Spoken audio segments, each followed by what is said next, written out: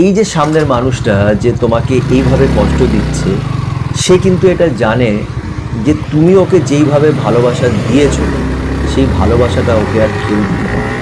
সে নিজেও বুঝতে পারছে না, সে নিজেও কনফিউজ। সে দূরে চলে যাওয়ার চেষ্টা করে, আবার টেনে নিয়ে তোমার কাছে সে চলে আসে। আজকে মেসেজ করছে, 1 মাস হয়তো কথা বলে না, কিন্তু আবার এলো, আবার কথা বলছে। যতক্ষণ না এই সাইকেলটা প্রপারলি এন্ড হবে না, এটা চলতেই থাকবে। ওর ইচ্ছে হলে তোমাকে মেসেজ করবে, তারপর গায়েব। 4 দিন, 5 দিন, 1 সপ্তাহ, 2 সপ্তাহ, কোনো কথা নয়। তারপর আবার ওর যদি মন চায় তাহলে ও তোমাকে মেসেজ করবে। খুব ইরিটেটিং লাগে না এই ব্যাপারটা? খুব কষ্ট হয়। সেই মানুষটা তো নিজের লাইফে একদম বেশ ভালোই আছে, কিন্তু ও এটা বুঝতে পারছে না যে তোমার কতটা কষ্ট হচ্ছে এই ব্যাপারটা নিয়ে।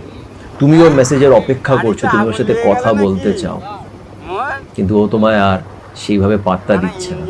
আর যখনই তুমি চেষ্টা করো মুভ অন করার, ও তোমার লাইফে আবার চলে আসে, আবার তোমাকে মেসেজ করে, একটু তোমার মনটাকে একটু নাড়া দিয়ে আবার চলে যায়।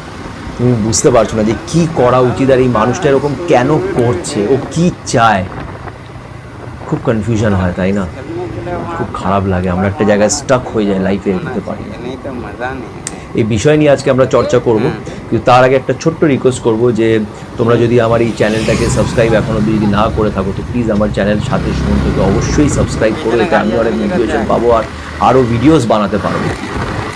তো চলো আজকের এই ভিডিওটা শুরু করা যাক।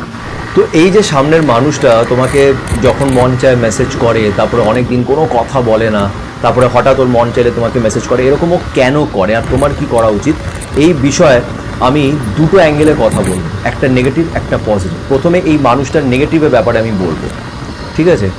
আর পজিটিভ সাইডটাও আমি তোমাকে বলবো। কারোর সাথে নেগেটিভটা ম্যাচ করতে পারে, কারোর সাথে পজিটিভটাও ম্যাচ করতে পারে, তাই জন্য এই ভিডিওটাকে তোমরা এন্ড অবধি দেখো, ভালো করে শুনো। আর প্রথমে আমি নেগেটিভ অ্যাঙ্গেলটা নিয়ে কথা বলবো।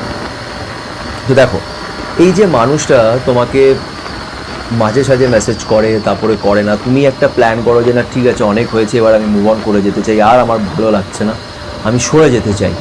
তুমি ওর সাথে কথা বলা বন্ধ করে দাও, ও তোমার সাথে কোনো কথা বলে না। হঠাৎ করে একদিনও মেসেজ করে ফেলে। যেই ও মেসেজ করে, তোমার মনের ভিতরে তো এখনও অবধি ওকে নিয়ে ভালোবাসা আছে।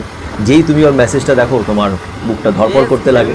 তুমি ওর মেসেজ খুলে নাও, সঙ্গে সঙ্গে ওকে রিপ্লাই করো। ও একটা লাইনে মেসেজ করে, তুমি বড় লাইনের একটা মেসেজ করে দাও। এই জিনিসগুলো তুমি করতে শুরু করো, তাই না? তো এখানে যে নেগেটিভ অ্যাঙ্গেলটা যেটা আমি বলতে চাইছি, অনেক সময় কী হয় জানো তো, প্রত্যেকটা মানুষই না ভালোবাসা চায়, কেউ ভালোবাসা মানুষ মানে ভালোবাসা হারাতে চায় না। এই যে সামনের মানুষটা যে তোমাকে এইভাবে কষ্ট দিচ্ছে, সে কিন্তু এটা জানে যে তুমি ওকে যেইভাবে ভালোবাসা দিয়েছো সেই ভালোবাসাটা ওকে আর কেউ দিতে পারে না। কোথাও না কোথাও ওর মনের ভেতরে তুমি এখনো আছো, ঠিক আছে?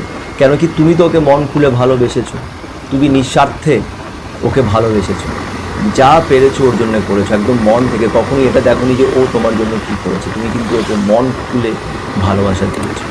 এই ভালোবাসাটা কোথাও না কোথাও তার মনের ভিতরে কিন্তু থেকে যায়। কিন্তু প্রবলেমটা কি, সামনের মানুষটা অনেক সেলফিশ। ও হয়তো তোমাকে সেইভাবে আর ভালোবাসে না, বা হয়তো কখনোই ভালোবাসেনি সেইভাবে।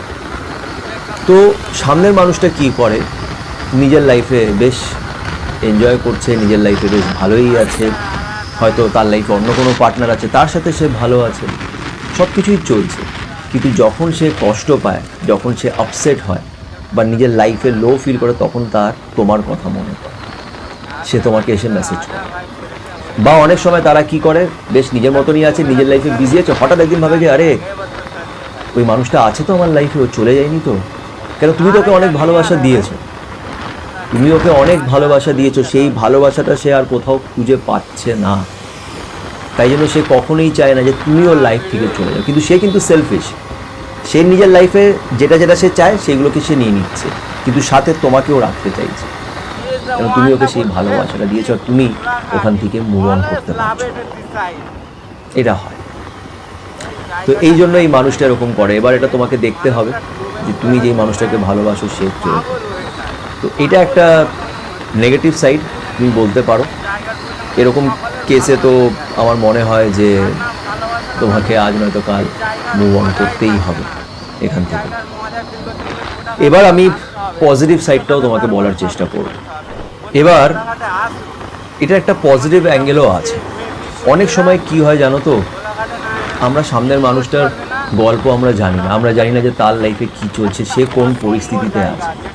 এমন হতেই পারে যে সেই মানুষটার মনে হয়েছে যে তোমার আর ওর ভবিষ্যৎ নেই, কিছুই নেই, কোনো ফিউচার নেই।